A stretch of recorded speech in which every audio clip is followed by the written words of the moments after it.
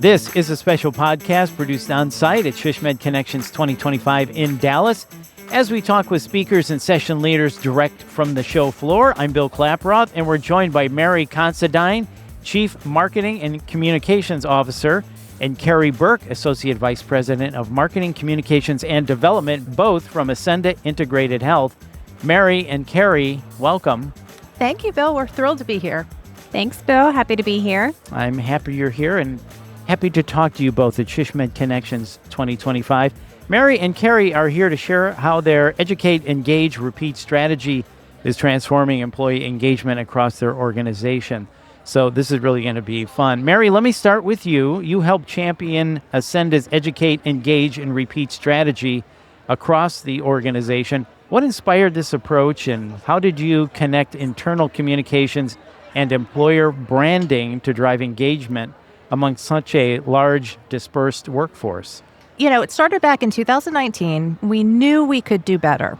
In healthcare, you have mobile workforce, people are everywhere. We really needed a way to figure out how we could reach everybody. And that's the challenge, because everybody gets information differently. We have a mobile workforce. Some of them are app connected. Others are at a desk all day. And so we figured the problem was not the platform, but it was the strategy.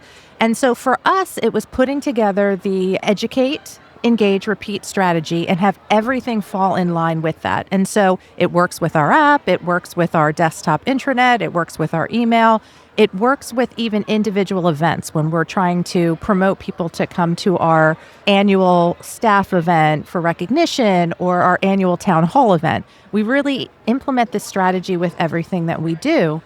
And what it's done is it's made things easier. Honestly, it has made our staff have to focus less on individual posts because everything is tied to our strategy.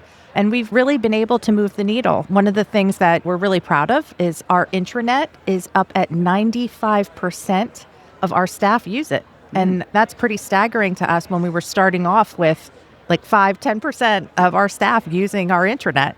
So we've really been able to move the needle in lots of different areas, help with engagement, and help certainly develop our culture. So Mary, you mentioned strategy several times. Carrie, let me ask you this. You were instrumental in putting this strategy into practice. Can you walk us through one or two practical tactics that really move the needle in reaching your mobile and multi-location workforce? Yeah, so we want to make sure that anytime we are starting a new internal initiative that we always go back to the strategy. So we talk about educate. How are we going to first educate our employees? What does it look like engaging them? And what does the repeat stage look like? How are we going to make sure that it doesn't just stop after one time introducing it? So one way that we've been really successful with that is being a part of our new hire orientation. So not only do we participate in the 2-day in-person introduction, but we take it a step further and do a 3-series email. And so what that entails is we talk about what our intranet looks like and what to expect, show them how to use it. But then the email really reinforces that so that they can go back to it. So there's so much information that you learn in the first couple of days, first couple of weeks at any employment or any place of employment. So being able to see those emails and walk yourself through that at your own pace, we really have been successful in being able to do that. And the open rate is great. So we know people are utilizing the next part of that. Which has got to be a feel-good, I would imagine. Absolutely.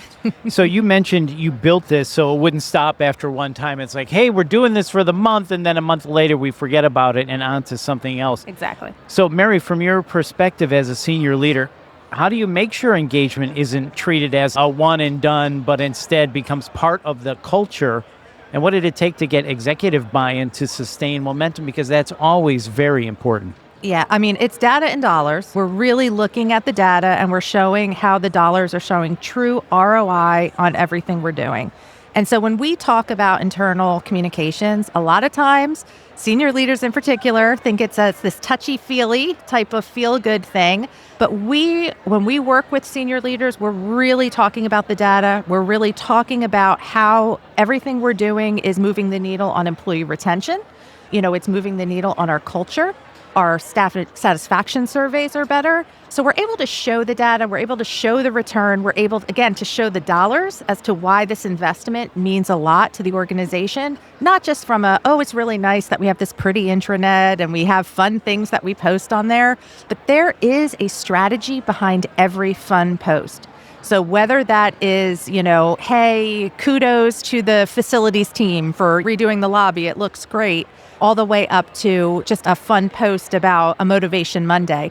There is a strategy behind everything we do. Everything is tied to this strategy to make sure that we have true ROI on it. And so, again, when we're talking about this, we're really focused on the data. We're really focused on the dollars. We're really focused on that return on investment. So it sounds like you really thought everything through on this. Mm-hmm. Oh, yes. This is a labor of love for us. We've been really working on this since 2019. Mm-hmm. Things have not always gone great, but, I think at this time we're able to really show the return. We're really to show that we've moved the needle on culture at an organization that had a lot of challenges when it comes down to staff feeling engaged. And then COVID made everybody feel very disengaged. But we already had a lot of this in place before that happened. So we were really able to utilize that to help us keep people together, keep people focused, and really keep people feeling connected. And I just want to say, data and dollars. Wasn't that a Clint Eastwood movie? Possibly. Am I wrong? Probably wrong, I think. It might be, but it is how we talk to our leadership. It is how we get them to understand that what we're doing is really, we're not a cost center. It's a great phrase. Yep. And I love how you put that because it really does put it into perspective. Yep. So, Carrie, the session highlights how closely you worked with HR, which is another important component of this. What did that collaboration look like day to day, and how did it help align messaging and make engagement more measurable? Well, it really had to come from building a partnership and really treating it as a partnership and seeing how we don't want to take ownership of communication. It really is being able to look at who's important in all of this, and that is our staff, our employees. So working with them to have a better process and making sure that what they want out there is getting to the right people in the right way and just working together in that matter. It took a little while. It wasn't something that just, let's do this. It really took coming to the table. What is this going to look like? Who's going to do what? And coming from the creative side and bringing the information and really meshing that together in a good way. So you had to get buy-in and then put absolutely. the process together so it all works and fits together. So, Mary, I imagine this has strengthened Acenda's external brand. Mm-hmm. What changes have you seen in your reputation as an employer and care provider since launching this initiative? It's been really revolutionary for us because I think that when we have staff talking about how much they like where they work and how they feel connected about where they work, not only does that help bring in new fabulous employees, but that also helps bring in clients and patients that need care. And so you think about being in line in a store, and you always hear people talking, and we want somebody to hear somebody saying how great they love where they work. And we want them to have their Acenda swag on when they're doing it, because it could be the opposite. And I think that we were, at one point, probably the opposite, where people felt very disconnected, they felt disenchanted, they felt burnt out.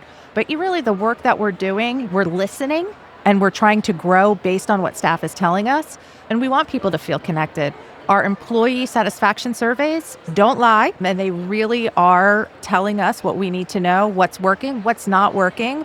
But Top Workplace Awards for flexibility and culture. We were very excited this year to win an award specifically for Top Workplace Culture. And that really speaks a lot to the work that we're doing. It speaks a lot to the partnerships that we have with HR and the other teams. And it really speaks to the employee experience. Well, you mentioned it helps bring in new employees. I would imagine it helps in retention as well. Mm-hmm. Absolutely. I mean, retention is key. We're in healthcare right now. People are leaving at an alarming rate, and we do not have the employees to come and take those positions. I mean, it's just, we're all looking for the same people. And so keeping our people happy, keeping our people engaged is just so important. And it comes back to that data and dollars. It's all about the bottom line. And when people speak about the touchy-feeliness of internal communications, they're really missing the point. The point is keeping people engaged, keeping people employed, and keeping them at that workplace. And they love it. At this point, we just call it D&D. Yeah, exactly. I like it. D&D. Yeah. How'd you guys do it? D&D. So, Carrie, every engagement strategy has its surprises. So, looking back, what were some of your biggest lessons learned? What worked better than expected, and what might you tweak if you were starting over? So, I'll tell you one thing that is just universally loved, and that is pets. Okay, I like it. So we've done some things where we've done in contests, winning things, right? And so we did something this year where we turned the March Madness tournament into an internal campaign all about pets. So we had people submit their pets for the contest. They got their cards of their name, their loves, just fun facts about their pets, and people got to vote on their favorite pet every week. And we brought in more engagement for people and we can see, you can tell on the back end, looking at the analytics, are we getting new users? Are we getting, looking at the engagement skyrocket? And it just blew our socks off. We did not see that happening. It was fun to watch behind the scenes of how many people were engaged and bringing in their colleagues, you can tell, vote for my pet, and it was really fun. Such a cool idea. Well, people are proud of their pets, and they always want to show them off, right? So What a great idea. Yeah. I love that. That is really cool. And when you were talking about something universally loved, at first I thought you were going to say the SHSMD podcast. Okay, well, true. that's coming. Yes, okay. They will love it when we introduce it. That's Educate, Engage, Repeat 2.0. Exactly. Okay, I love that. This has been a great discussion. I want to thank you both for stopping by our podcast booth today. Before we wrap up, I would love to get final thoughts from each of you. Anything you want to add? Mary, let's start with you. Yeah, I think our message really is to start small. I mean, I think that one of the things that we did that worked really well was we rebranded our communications. We kind of personified it with this graphic, and really it didn't cost us anything. We got the graphic on Stuttershock. We did all the creativity in-house, but we rebranded it. We named it something. We made it really proprietary to our organization, so it felt special. My message is start small. I mean, there's lots of little things that you can do to increase engagement. And again, we have this strategy that's scalable. It's worked. It's been very successful to us, but you don't have to full on have this big strategy. You really can start small, and it's really those small details that make the big difference. Great advice. Start small.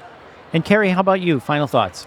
I think you don't have to come up with a brand new idea every time. You can look at what your organization already has in place that is engaging part of your workforce, and seeing how you can expand that to include more of your workforce, bringing that higher connection and bringing people together. Everybody has something that's going on that they can just really say, how can we make this better? Yeah, that makes sense.